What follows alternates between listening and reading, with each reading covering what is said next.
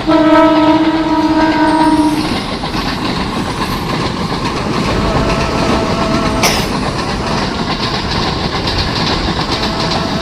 புதன்கிழமை இந்த மாலை 6:45 மணி அளவிலும் ஆண்டவராகிய இயேசு கிறிஸ்துவினுடைய 738வது தேவ செய்தி. கர்த்தர் மேல் பயபக்தியா இருக்கிறவர்கள். இரண்டாவது, கர்த்தர் மேல் இந்த பூமியிலே நம்பிக்கையா இருக்கிறவர்கள். மூன்றாவது, கர்த்தரை தேடுகிறவர்கள். இந்த 3 காரியங்களை கடைபிடிக்கிறவர்களுடைய வாழ்க்கையிலே ஒரு குறைவையும் கர்த்தர் வைக்க மாட்டார். பாருங்களேன், சங்கீத புஸ்தகம் 34வது அதிகாரம் 10வது வசனம் சொல்லுகிறது, சிங்கக்குட்டிகள் கூட காட்டிலே பட்டினியா இருக்க வாய்ப்பு. சிங்கம் எந்த மிருகத்தை வேணாலும் அடிச்சு தன்னுடைய பசி ஆற்றிக்கணும்.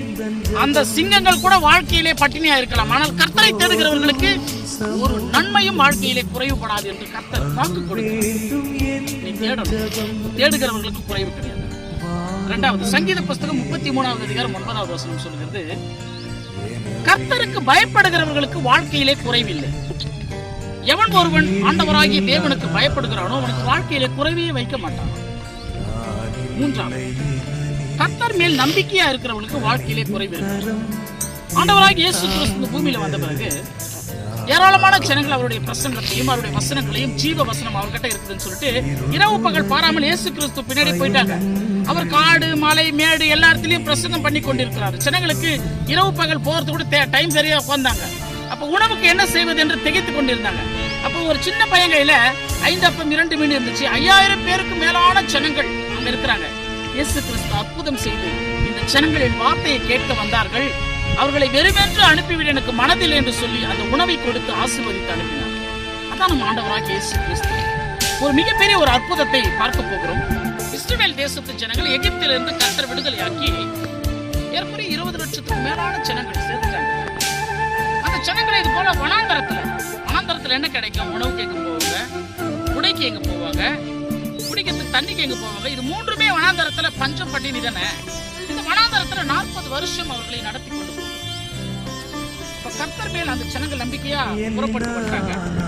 கர்த்தரை தேடின ஜனங்கள் கர்த்தராகிய தேவன் ஒருவரையே நம்பிக்கையாக வைத்துக் கொண்டு அந்த எகிப்திலிருந்து விடுதலையாட்டாங்க. 3 அந்த ஜனங்களுக்கு குணாதிசயங்கள் இருந்ததுனால் அவருடைய வாழ்க்கையில பாருங்க, உணவு பரலோகத்துல தேவ தூதர்களுக்கு கர்த்தர் ஒரு ஸ்பெஷலான ஒரு உணவை கொடுப்பார். தேவ தூதர்களுக்கு மண்ணாடு சின்ன சிறிய சின்னதா இருக்கும். அது அவ்வளவு இனிமையா இருக்கும். அந்த உணவை தேவர்களுக்கு கொடுக்கக்கூடிய உணவை சாதாரண நம்மை போன்ற பாடுள்ள மனிதர்களுக்கு பாவமுள்ள ஜனங்களுக்கு அவர் அற்புதமே அந்த ஜனங்களுக்கு 40 வருஷமும் அந்த மண்ணா உணவை கொடுத்து பசியை ஆற்றி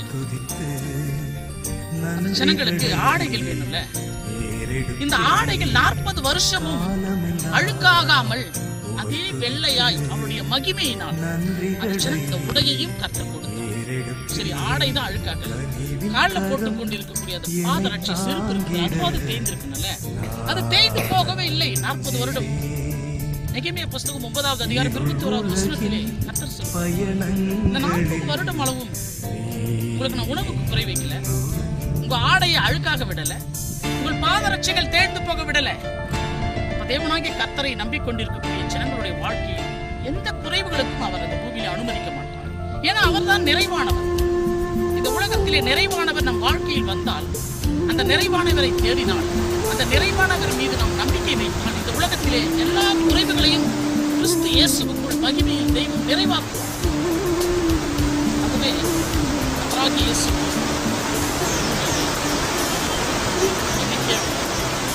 என் மீது நம்பிக்கையாயிருங்கள், எனக்கு பயப்படுங்க, ஒரு வாழ்க்கையிலே குறைவுகளையே வைக்க மாட்டேன், நிறைவான ஆசீர்வாதத்தை கொடுப்பேன் என்று சொல்லி இந்த தொழிலாளர் தினம் இந்த மே 1ஆம் தேதி நம்ம எல்லாம் பாடுபடுகிற ஜனங்கள், அப்படிப்பட்ட ஜனங்கள் இந்த பூமியில் ஆசீர்வாதமாக வாழ வேண்டும் என்று சொன்னார்.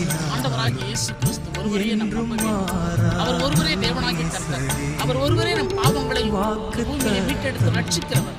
அவர் ஒருவரே இந்த பொல்லாத உலகத்திலே நாம் ஜெயிக்கும்படியாய் துணையாய் இருக்கிறவர். பரலோகம் வரைக்கும் நம்மை அழைத்து செல்ல போகிறவர் இயேசு கிறிஸ்துவை விசுவாசிப்போம். சாத்தானை வெல்வேன், உன் ரத்தம் கொண்டு ஜெயிப்பேன்.